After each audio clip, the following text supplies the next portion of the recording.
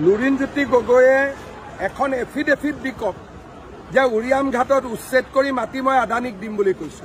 তাতো আজিৰ পৰা বৃক্ষৰোপণ আৰম্ভ হৈছে। গৰুখুটিৰ মাটি কি উচ্ছেদ কৰি আমি আদানী আম্বানীক দিছো নেকি? লুৰিণজ্যোতি গগৈৰ দৰে ব্যক্তিসকলে লাজ পাব লাগে যে তেওঁলোকে নিজক অসমীয়া বুলি কয়। আজি কোনেও অসম আন্দোলনৰ পিছত এজনো সন্দেহযুক্ত লোকৰ এটা ঘৰো ভাঙিব পৰা নাছিল।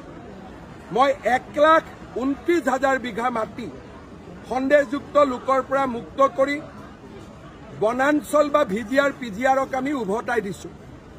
ধন্যবাদ দিব নোৱাৰে, নালাগে, সমালোচনা নকৰিব, কাৰণ অসমীয়া জাতি যদি আমাৰ ভাৰতীয় জাতি সত্তা ইয়াত জীয়াই থাকিব লাগে, এইটোৱে আমাৰ শেষ সুযোগ।